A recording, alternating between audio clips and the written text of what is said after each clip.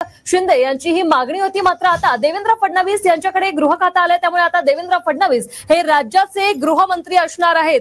हे खाते वाटप जे आहे ते सध्या समोर आलेलं आहे।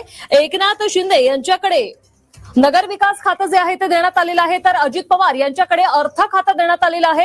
खाते वाटपाची यादी जी आहे ती सध्या समोर आलेली आहे। यामध्ये देवेंद्र फडणवीस यांना गृहमंत्री पद देण्यात आलेलं आहे। नव्या सरकारचं खाते वाटप जाहीर करण्यात आलेलं आहे आणि सध्या अजित पवार यांच्याकडे अर्थ खातं देण्यात आलंय, तर देवेंद्र फडणवीस हे राज्याचे आता गृहमंत्री असणार आहेत। हिवाळी अधिवेशनानंतर आता खाते वाटप जाहीर झालेलं आहे। अजित पवार यांच्याकडे अर्थ खातं देण्यात आलंय, तर देवेंद्र फडणवीस हे राज्याचे गृहमंत्री आहेत। 2100 रुपये लाडक्या बहिणींना त्या ठिकाणी देण्याचा निर्णय आपल्या सरकारने केला आहे। आमच्या बहिणींकरता मुख्यमंत्री माझी लाडकी बहीण योजना आणली, ज्या योजनेच्या अंतर्गत बहिणींच्या खात्यामध्ये 1500 रुपये महिन्याला टाकायची सुरुवात केली। योजना घोषित केली। नोव्हेंबर पर्यंतचे पैसे 2.5 कोटी महिलांच्या खात्यामध्ये आम्ही टाकून दिले।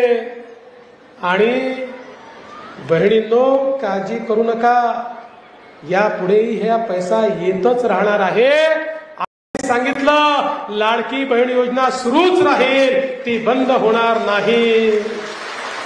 आणि तुम्हाला सांगतो बहिणींनो, आम्ही ठरवलंय 500 रुपये नाही, 2100 रुपये लाडक्या बहिणींना त्या ठिकाणी देण्याचा निर्णय आपल्या सरकारने केला आहे। की 12,000 रुपये नाही, 15,000 रुपये शेतकऱ्यांना आपण त्यांच्या खात्यामध्ये देणार आहोत। आपण ठरवलं शेतकऱ्यांना वीज बिल माफी द्यायची। शेतकऱ्यांच्या कृषी पंपाला जे काही बिल येत होतं 18,000, 20,000, 25,000, 50,000पर्यंत वर्षाला बिल असायचं काही काही शेतकऱ्यांचं, आपण ठरवलं आता हे बिल राज्य सरकार भरेल आणि आपण शेतकऱ्याचं कृषी पंपाचं बिल हे माफ करून टाकलं। आणि पुढचे 5 वर्ष तुम्हाला कृषी पंपाचं बिल येणार नाही, पुढच्या 5 वर्षाची माफी तुम्हाला दिली आहे। आणि एवढंच नाही, एक अजून नवीन योजना आणली आहे, ज्या योजनेमध्ये आपण मागेल त्याला सौर कृषी पंप देतोय। 5% पैसे फक्त भरायचे आहेत आणि ते पैसे भरल्यानंतर आपण 1.5 लाख, 2 लाख, 2.5 लाख रुपयाचा पंप हा त्या ठिकाणी देतो आहे। 25 वर्षाची गॅरंटी, 25 वर्ष त्या पंपामध्ये आपल्याला दिवसा 12 तास मोफत वीज मिळेल।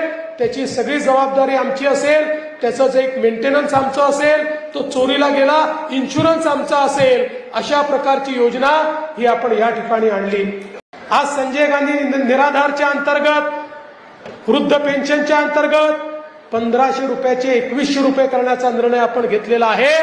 आपलं सरकार समाजातल्या सगळ्या स्तरातल्या लोकांचं काम करत आहे। अंगणवाडी सेविका असेल, आशाताई असेल, ग्राम स्वरोजगार सेवक असेल, कोतवाल असेल, पोलीस पाटील असेल, सगळ्यांच्या मानधनात वाढ करण्याचं काम हे आपल्या सरकारने या ठिकाणी केलं। पहिलं ओबीसी मंत्रालय आपल्या सरकारने काढलं, ओबीसी करता 46 GR आपल्या सरकारने काढले, ओबीसी करता 52 हॉस्टेल आपल्या सरकारने तयार केले, ओबीसी करता शिष्यवृत्तीची योजना आपल्या सरकारने तयार केली, ओबीसी करता परदेशी शिष्यवृत्तीची योजना आपल्या सरकारने तयार केली, दलित आदिवासींकरता स्वयंसारखी योजना आपल्या सरकारने तयार केली। दलित आदिवासी मुलांना खासगी शाळेमध्ये 50-50 हजार रुपये फी भरून त्या ठिकाणी शिक्षणाची व्यवस्था आपल्या सरकारने तयार केली। PhD करता 30,000 रुपये महिना देण्याची व्यवस्था आपल्या सरकारने सुरू केली। समाजातला प्रत्येक घटक हा लाभान्वित झाला पाहिजे, हा प्रयत्न आपल्या सरकारने या ठिकाणी केलाय। बंधू भगिनींनो, हे तुमचं सरकार आहे, सामान्य माणसाचं सरकार आहे। या ठिकाणी दीन दलित, गोर गरीब, आदिवासी, शेतकरी, शेतमजूर, महिला, ओबीसी, अल्पसंख्याक प्रत्येकाच्या जीवनात आम्ही परिवर्तन घडवतो आहे। आणि म्हणून की आमच्या शेतकऱ्यांना 1 रुपयात पीक विमा द्यायचा, लोक म्हणायचे शक्य नाही आहे, पण आम्ही शेतकऱ्यांकडनं 1 रुपया भरून घेतला आणि पीक विम्यापोटी शेतकऱ्यांना 8,000 कोटी रुपये आपण या ठिकाणी दिले। आपण ठरवलं माननीय मोदीजी शेतकऱ्यांना किसान सन्मान योजनेत 6,000 रुपये देतात, तर राज्य सरकार देखील त्यात 6,000 रुपये टाकेल आणि आपण 12,000 रुपये शेतकऱ्यांना देणं सुरू केलं.